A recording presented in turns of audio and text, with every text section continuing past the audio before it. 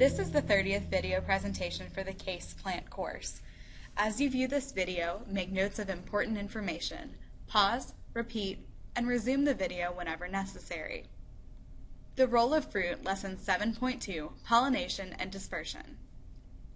As you completed Activity 7.2.2, Biotic Potential, you discovered how the number of seeds produced by a plant affect the future population of a species. This presentation examines various types of seed-bearing structures called fruits, the function they serve, and their value to humans. The ripened ovary forms the wall of the fruit. The two categories of fruit, dry and fleshy, will be discussed in the next several slides.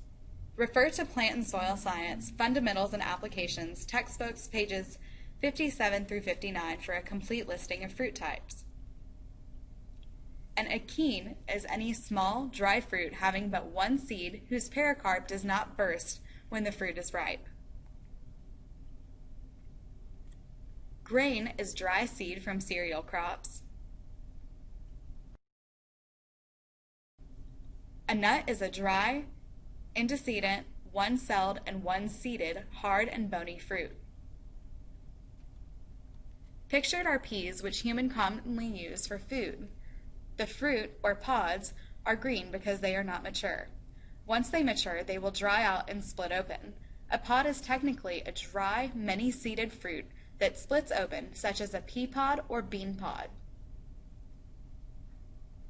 The samara is the last of the dry fruits.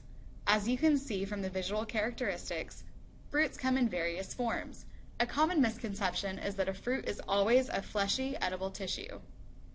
The wings of a maple seed allow the seed to be carried by the wind to have a better chance to germinate and survive. A samara is a single-seeded, winged fruit whose wing helps in seed dissemination like that of the maple, ash, and elm. A berry is any small pulpy fruit, as the raspberry or strawberry. Berries are usually edible. Pictured are a peach and a coconut. The coconut is actually the seed. The flesh has been stripped from the endocarp, and only the fibers of the flesh remain on the endocarp, which is called a husk. Coconuts are buoyant in order to float across the oceans to establish on a beach in some tropical area. A drupe is a single-seeded, fleshy fruit that does not split open, such as a cherry, peach, plum, or olive. Drupes are also called stone fruits. Pepo fruits will have several carpels unless they have been bred to be seedless, like some watermelon varieties available today. A pome is a fleshy fruit having several seeds instead of a stone. Examples of pomes are apples and pears. Fruit protects seed, provides nutrients to seedlings, and assists in seed dispersal in nature. Humans appreciate food for the nutritional value as well as plant identification and classification. Several opportunities exist within the production of fruit and nut production as either a career or a supervised agricultural experience project. Just as plants often depend on natural factors to pollinate flowers, plants also depend on natural factors to improve seed dispersal, especially animals. The 5 methods of seed dispersal are animals, force, insects, water, and wind. As a review, mark or highlight 3 key points in your notes that are important to remember from this presentation. List 2 ideas or concepts that relate to previous knowledge. List any questions you have about this topic.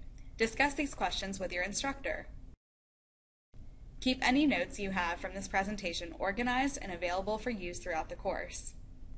During Activity 7.2.3 Seed Storage, you will develop a dichotomous key to represent the different seed-bearing structures and then observe actual seed-bearing structures using that key to classify the structures.